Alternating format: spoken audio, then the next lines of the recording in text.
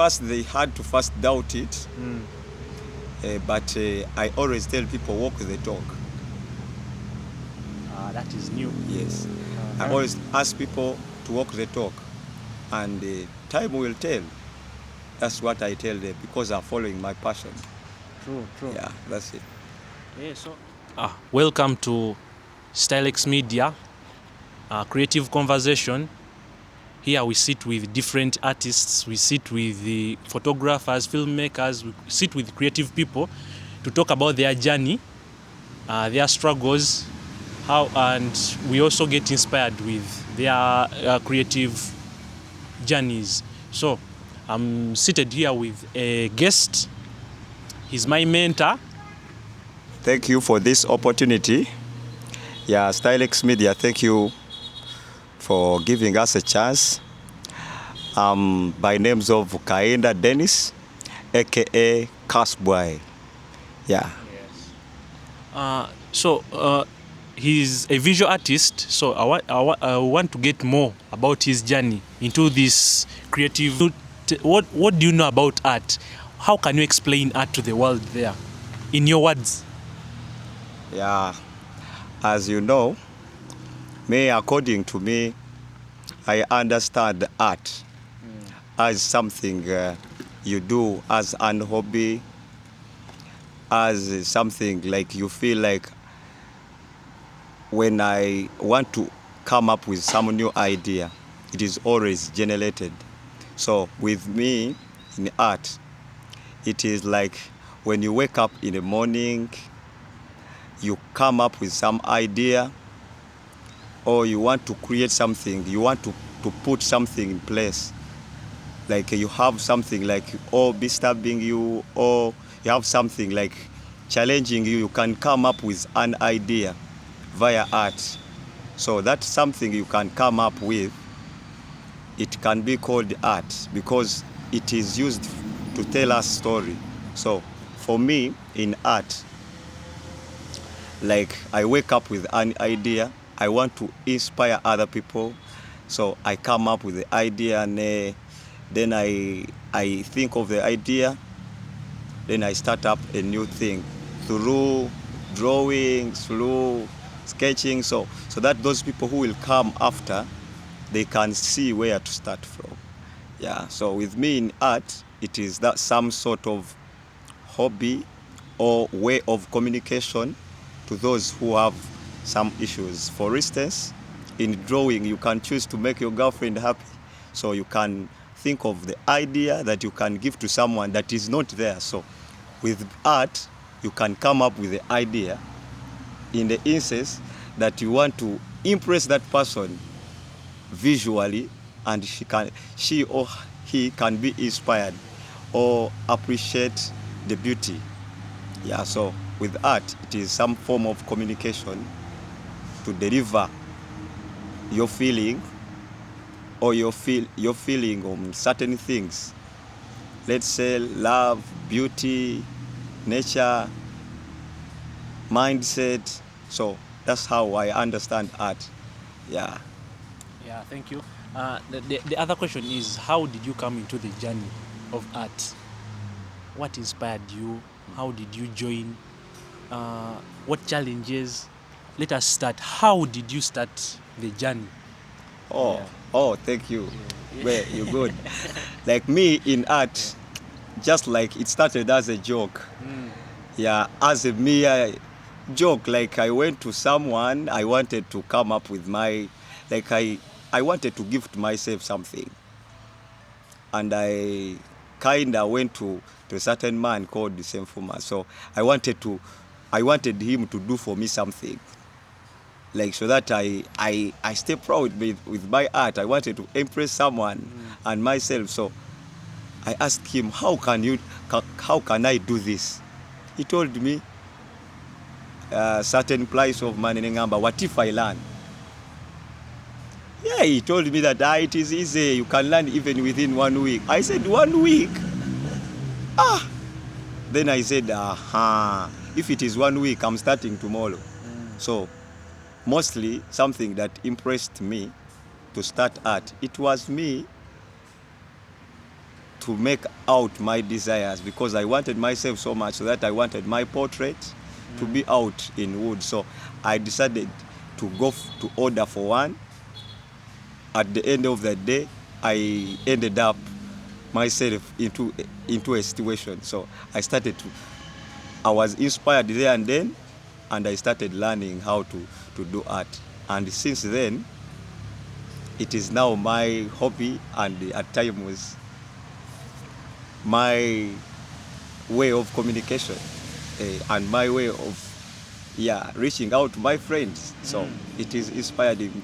I was inspired by myself and my desires. Oh, so Yes. so it wasn't all about the person who taught you. Didn't he inspire you somewhere? As you said, like he was doing art. Yes. You liked it. Then Yes. you were like, hey, I should also get myself art. Then Yeah. he was like, no. And then you asked him, like, could I learn? Then he said, yes, you can learn. How did you feel when he told you that? Because you weren't a person who was in art, because I know we have been friends since, but you weren't doing art. We were mostly in entrepreneurship, history. We were talking about like politics. We were Yes. more into dancing, because I remember we even made a dance group at school. Yeah. And what? Because all of a sudden you started doing art. Yeah. As you know me, during that time, or let me say when I was in high school, I wasn't doing art. But the art I was doing, it was performing art. And I always wanted to make people come together. Me as a person on like being in the position whereby myself, I wanted to be there as a passionate man. So when I found that man doing art, I thought about myself. Then I say, what if you do for me one? Then there and then, someone told me, you can even learn, because like by then I was like in dancing, doing that sort of thing. Then I asked myself, what if I tap into this? Then I happened to ask the man, do you know what? What if you are saying that I can learn art even within 1 month? I said, wow, one, Pip, I can learn this thing. You are telling me one good. The guy told me there and then, please go outside there. You start with the Takali Chiswa. Do you know that Takali Chiswa? Ant hill, the Yeah. ant hill soil. Yes, that is it. And I was the expert. Man. Yes, I was expert. Do you call it cultivation? Like Okusuma Kadob. You get that? Yeah. Hey, I said the Takali Chiswa easy. I went there. I brought the Takali Chiswa. I gave it to I took it to the man. There and then he told me, you can start now. You can start with making the shapes, the forms, then Let me first explain the Takali Chiswa to people who are watching. Takali Chiswa is that sand, or should I say, it is soil made by anthill. It is the soil on anthill, but if you mix it with water, it makes that clay thing or a mud. So that one, it is easy to mold something. So that's what he's meaning. Hey, yeah, bro, thank you. You have understood it. So, like some people always use clay, but he told me Takali Chiswa. It's better. Yeah, And it's easy to get. making. Yeah, it was accessible because I was doing that in the collecting Kadoma. So I started that. I brought that. Then I kind of started molding using that thing. Then I had to tap into learning how to make shapes, creating ideas. Like I started developing ideas. So which means that one came into sketching, coming to sketch, Yes. like that. So when I was young, I used to make art like that, because for me, what triggered me, it was that stage. Because I remember I used to draw. I used to see people draw, and like, one day I want to be like this. But all of a sudden, some things happen there. According to parents in Africa, they don't believe that art can do some is a career. How did you feel? Okay, what triggered that art thing? Apart from someone wanted to sell it to you, you were like, it is expensive. Can I learn? So that I start doing my own. Yeah, for real, me start learning art. There is something, I had a longing desire since I was in primary. Like I remember I was in primary 1, there was certain guy, I never knew the name. He made this kind of bicycle made out of wood. And I saw some youths, some Sonko guys, they were riding that thing, and I was asking myself, who is these people? Who are these people doing this? They told me there is a certain guy who is up there doing art, doing that thing. From there, then I started climbing, cutting my father's jackfruit, started making namuzigas. Do you know namuzigas? No. You get a branch, you cut in the middle, you create like a wheel. Then I started doing that. Then I started developing those things. Even in P4, like I was seeing in the books, like in P4 there were some hunters. Like those hunters, like I saw some. So these storybooks, like Gulugulu goes to school. From that moment, I started looking at art in every book. Yeah, so there is some story which inspired me so much. There is a hunter. He made this mtego. Do you know the mtego? Yeah, trap. A trap. He wanted to capture the lion, the tiger, or let it say leopard. Then I saw him using a arrow to shoot it. So you made an arrow. I started going to the forest. I started making the arrows. So that one triggered you. Yeah. Okay. During this journey, what was the hardest part? Or let me say something that almost broke you up to leave art. What was that hardest moment? Yeah, for me, I can tell you, there are many challenging things. Though hard things, they are not there. Because since I did art as an hobby, I've always been there.